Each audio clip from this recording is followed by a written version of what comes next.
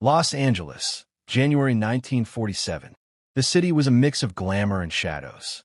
Hollywood was booming, soldiers were returning from the war, and the city's population was exploding.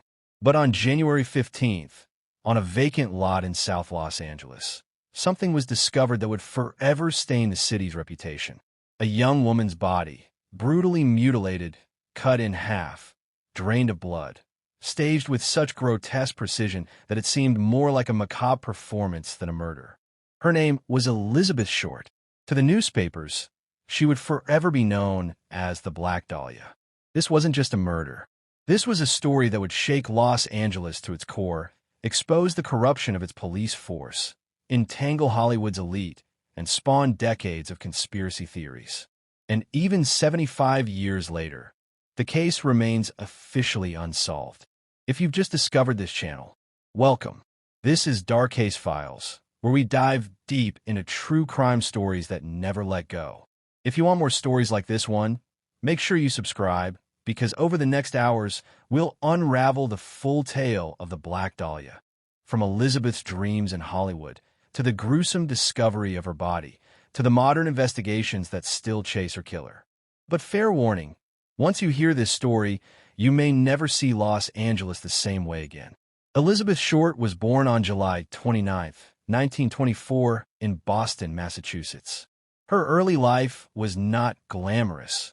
Her father abandoned the family during the Great Depression, leaving her mother to raise 5 daughters alone. Elizabeth grew up craving something more than poverty in Massachusetts. She wanted freedom, escape, and beauty. Friends described her as striking, with jet black hair, pale skin, and a preference for dark clothing. She had a fragile charm about her, but also a restlessness. By her teenage years, Elizabeth was captivated by Hollywood. Movies were her escape, as she dreamed of one day being in them. But her path was difficult. She bounced between Massachusetts, Florida, and California, chasing opportunities that never quite materialized. She worked as a waitress, lived in cheap apartments, and was known by men as a flirtatious but elusive presence. She became known among acquaintances as the Black Dahlia, a nickname inspired by her dark looks and the 1946 film Noir the Blue Dahlia. Elizabeth wasn't a starlet, not yet, but she was trying. In her belongings were letters, photographs, and notes that spoke to a woman desperate for stability, but always chasing something bigger. She wanted to be seen, to be loved, to belong somewhere. And that restless pursuit would take her deeper into Los Angeles, into a city of opportunity and danger. By late 1946, Elizabeth Short returned to Los Angeles after bouncing between cities. She stayed with friends, couch-surfed when she had to, and spent time in nightclubs where aspiring actors and shady characters mixed freely. Witnesses described her as friendly, approachable, but always secretive. She rarely stayed in one place for long. Hollywood was a city of broken dreams, and Elizabeth was one of thousands of young women who came chasing stardom, but instead found themselves living in shadows. Some reports suggested she had dated military men. Others whispered about mob connections. The truth was probably simpler. She was lonely, broke, and trying to survive in a city that chewed people up. In early January 1947, Elizabeth was last seen alive in the company of a man. Witnesses placed her at the Biltmore Hotel in downtown Los Angeles. She was reportedly waiting for someone in the lobby. What happened after she walked out of those doors has never been definitively proven. But 5 days later, her body would be discovered in a field on Norton Avenue. January 15, 1947. A crisp morning in Los Angeles. The city was waking up, unaware that it was about to be plunged into one of the most horrifying mysteries in American history. At around 10 a.m., Betty Berzinger, a local housewife, was walking with her young daughter along South Norton Avenue in the Leimert Park neighborhood.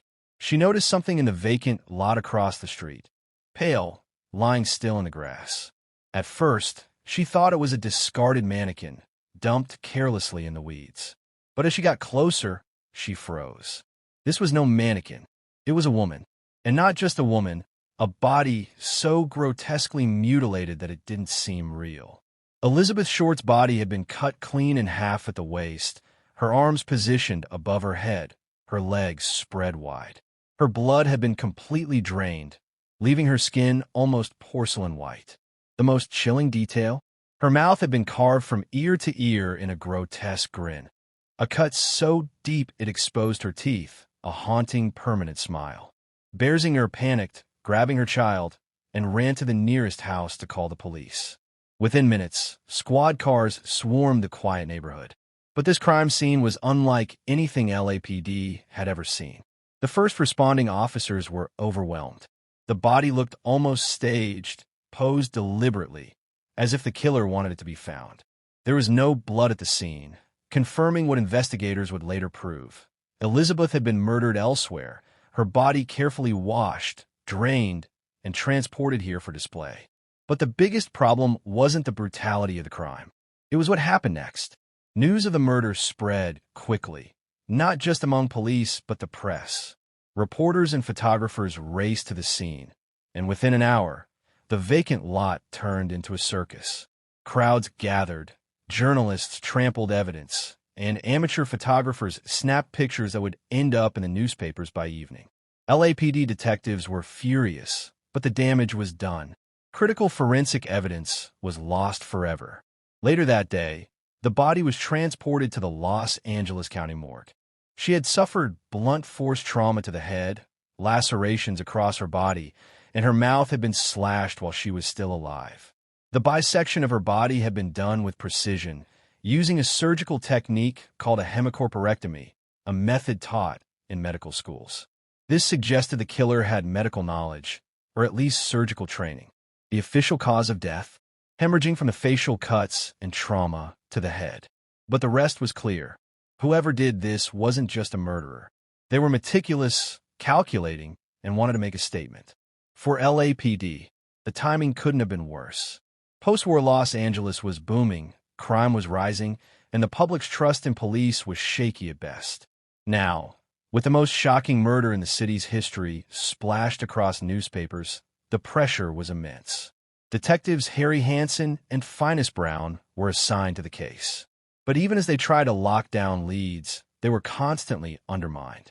The press had unprecedented access. Reporters often received details before detectives did, and sometimes, unbelievably, evidence was mailed directly to newspaper offices instead of the police. And then, the case took a darker turn. Just days after the murder, the Los Angeles Examiner newspaper received an envelope. Inside was Elizabeth Short's birth certificate, photos, business cards, and an address book. The package had been carefully cleaned with gasoline to remove fingerprints, another sign of a meticulous, calculating killer. Attached was a chilling note, constructed from newspaper clippings. Here is Dahlia's belongings. Letter to follow. The killer wasn't done. They were watching, they were playing with the press, and they were taunting the police. Los Angeles, January 1947. The city was gripped by fear, but also by morbid fascination. Newspapers ran sensational headlines daily, printing gruesome details of Elizabeth Short's murder. But with each story, trust in the LAPD weakened. Who was running the investigation, the police or the press? The truth was messy. The Los Angeles Examiner had an unusual level of involvement. Reporters weren't just covering the case, they were actively steering it. At one point, they tricked Elizabeth's mother into giving interviews by claiming Elizabeth had won a beauty contest. Only afterward did they reveal the truth, that her daughter had been murdered. It was cruel, manipulative, and it set the tone for how the Black Dahlia case would play out. Part investigation, part media circus.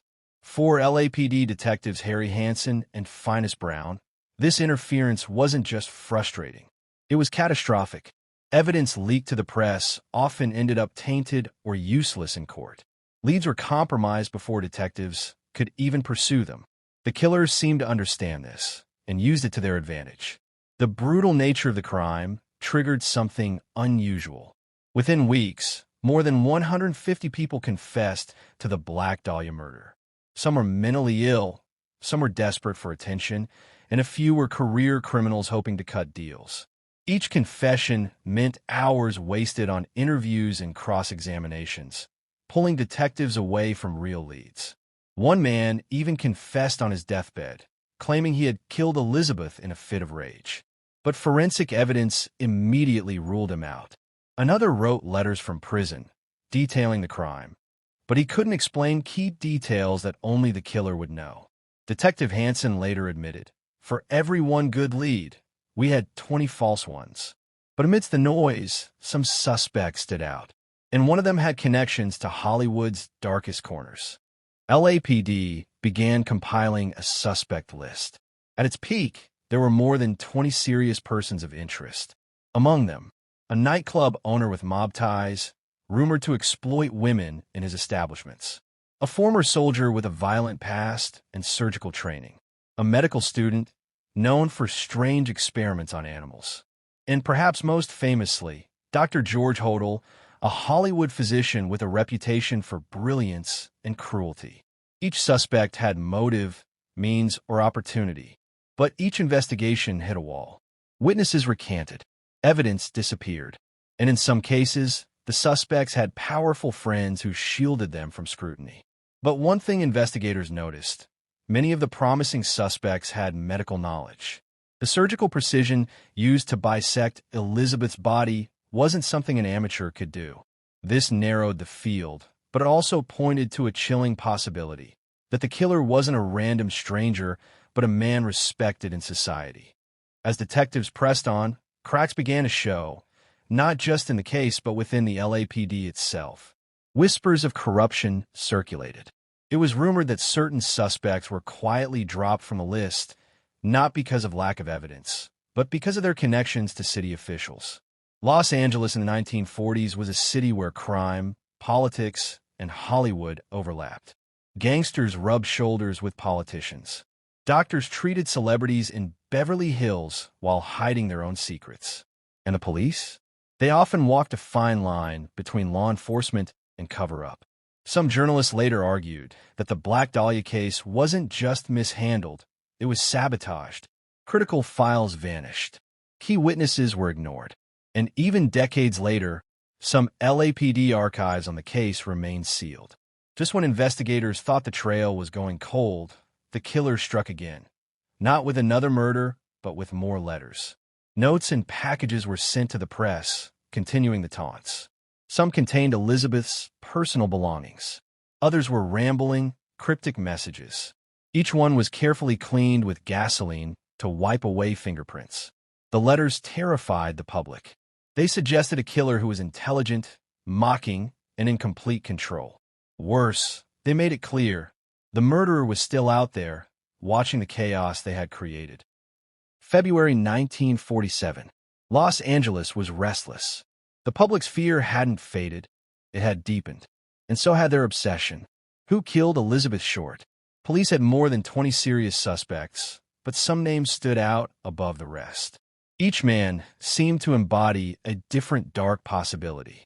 Was this the work of a jealous lover, a deranged opportunist, a meticulous surgeon, or a powerful man who knew he could get away with murder? In this block, we'll walk into the shadows with the most infamous suspects, the men whose names are still tied to the Black Dahlia case more than 70 years later. The first wave of suspects were men Elizabeth Short had known, briefly dated, or lived near. Soldiers returning from war, musicians in Hollywood, even drifters spotted near the crime scene. Each was interrogated. Some admitted to knowing Elizabeth. Others swore they'd never seen her. One man, an Army Air Corps corporal, confessed in chilling detail. Detectives thought they finally had their killer, but under closer questioning, it unraveled. He couldn't describe the mutilation accurately. He broke down, sobbing, saying he only wanted to be somebody. Another man, a nightclub doorman, admitted he saw Elizabeth the night before she vanished, but his timeline didn't match, and no evidence tied him to the murder. It became a pattern. Men brought in, interrogated for hours, and released. Each dead end left detectives more exhausted, and the public more convinced the police were failing. Among all the names whispered in 1947, one would later rise above the rest: Dr. George Hodel. A wealthy brilliant physician. Charming, but unsettling. He lived in a mansion known as the Soden House, an architectural landmark with cavernous rooms and a chilling aura. Dr. Hodel was known for his intelligence, his arrogance, and his cruelty. He associated with Hollywood's elite, attended decadent parties, and cultivated an image of untouchable sophistication. But beneath that surface, his personal life was riddled with scandal. He was accused of abusing women. He was investigated for statutory crimes. And later, disturbingly, he would even be accused by his own daughter of sexual assault. But in 1947, whispers tied him to something else, the Black Dahlia. Why? Because the autopsy of Elizabeth Short showed signs of surgical precision, cuts made by someone with anatomical training. And Hodel? He was a skilled surgeon. Detectives began to focus on Hodel years after the murder. But even in 1947, rumors circled around him. His mansion, designed by architect Lloyd Wright, looked less like a home and more like a fortress. Neighbors described it as eerie. Its cavernous rooms were the setting of lavish parties where alcohol flowed, morals disappeared, and Hollywood figures mingled with criminals. It was in this strange place that some believe Elizabeth Short may have crossed paths with Dr. Hodel. There's no definitive proof they ever met, but circumstantial links are chilling. Several witnesses later claimed Elizabeth was seen with men in Hodel's social circle.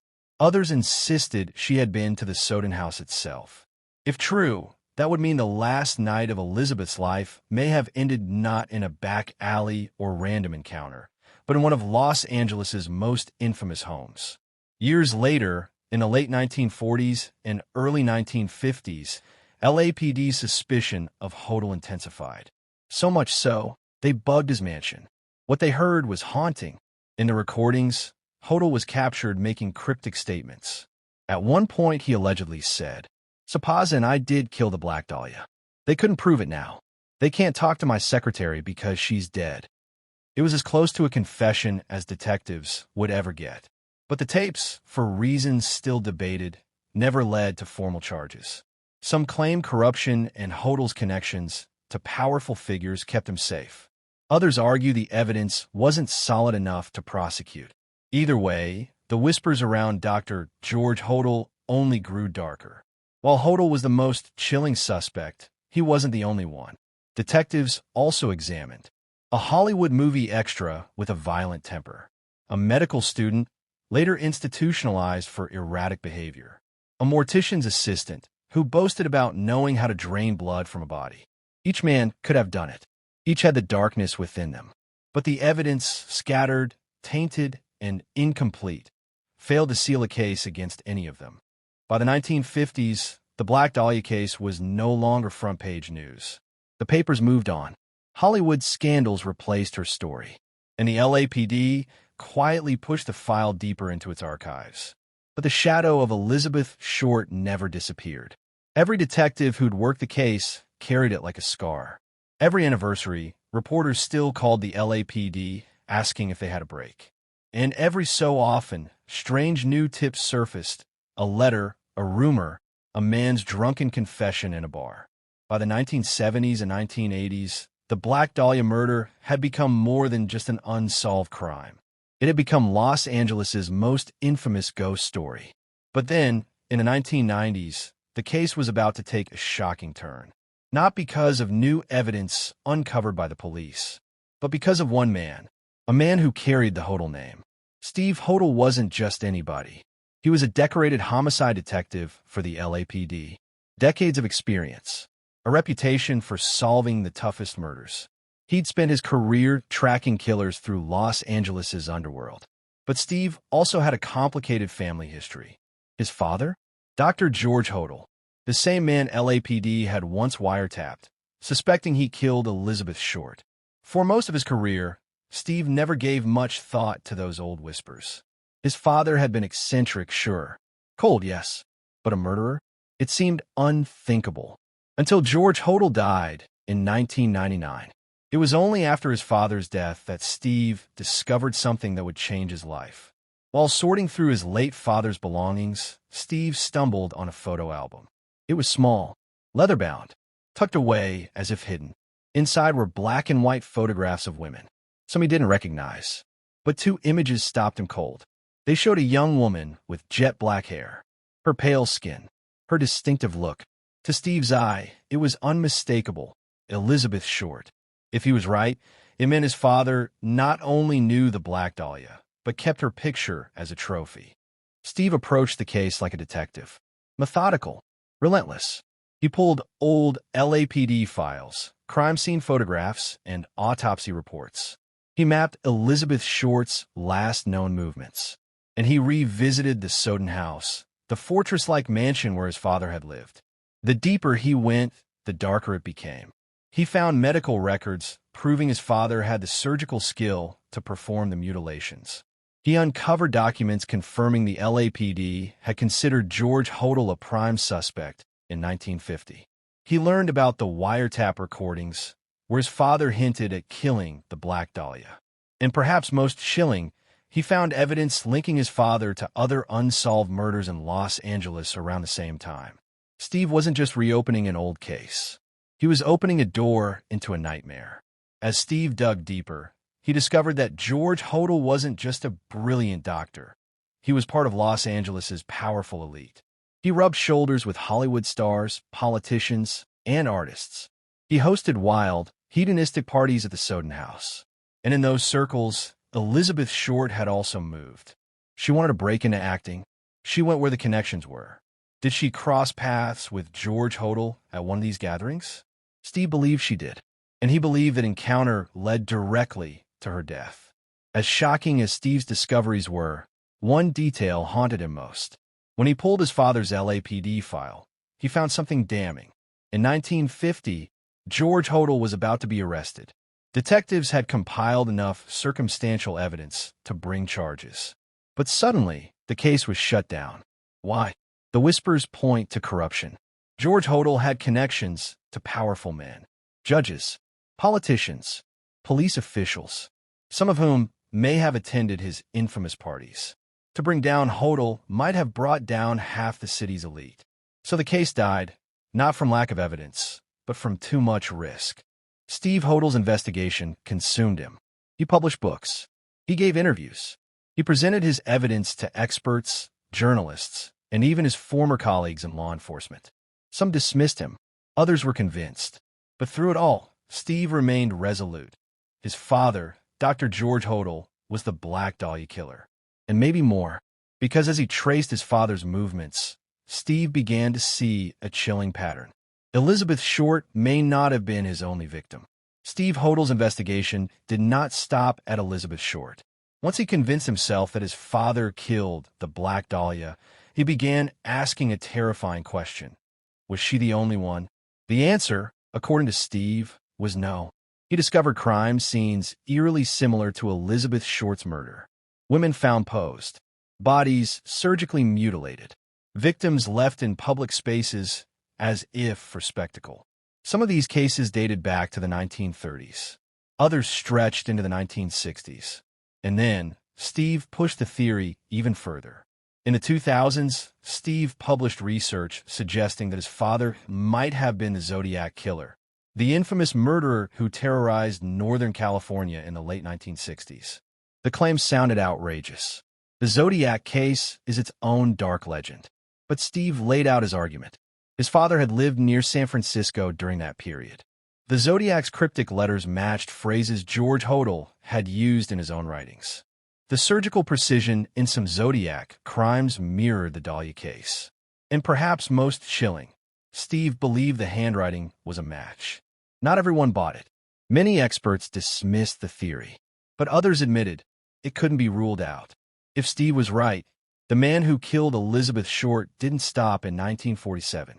He simply changed hunting grounds. The deeper Steve dug, the farther the trail stretched. His father had lived abroad for years, in the Philippines, in Asia, in Europe. Wherever George Hodel went, Steve found unsolved murders that looked familiar. In Manila in 1967, a woman was murdered and grotesquely posed in a way that echoed the Dahlia. In other cities, similar crimes appeared. To Steve, the pattern was clear. His father wasn't just a Los Angeles killer. He was an international predator. Of course, not everyone agrees. Some detectives argue that Steve's obsession blinded him, that he wanted his father to be guilty to explain his own haunted upbringing. Others say his evidence is circumstantial, his connections too convenient. But there are also those who stand firmly in Steve's corner, including former LAPD officers who reviewed his work and admitted that, yes, it looks like George Hodel should have been arrested decades ago. One chilling detail supports Steve's case. The original LAPD files on his father remain sealed. To this day, officially, they are ongoing investigative material. But skeptics ask, what ongoing case exists for a man dead since 1999? Supporters believe it's proof the LAPD knows Hodel was guilty, but refuses to open that door. 75 years later, Elizabeth Short's murder still casts a shadow. Tourists still visit the site where her body was found. Her face appears in books, films, even artwork. She has become an icon of Los Angeles noir, a symbol of Hollywood's dark underbelly. But behind the myth was a real young woman. Elizabeth Short wasn't a femme fatale or a mystery archetype. She was a daughter, a dreamer, a young woman who wanted love, stability, maybe even a career in acting. Her death was monstrous. Her life was ordinary, and that's what makes it all the more tragic. So, who killed Elizabeth Short? If Steve Hodel is right, the answer is his father, Dr. George Hodel. A brilliant man, a monster hiding in plain sight, a killer who used his wealth, his status, and his connections to stay untouchable. If Steve is wrong, then the truth is still out there. Another suspect. 70-plus years. Countless suspects. Endless theories. A trail of bodies. And one young woman at the center of it all. Elizabeth Short, forever remembered as the Black Dahlia.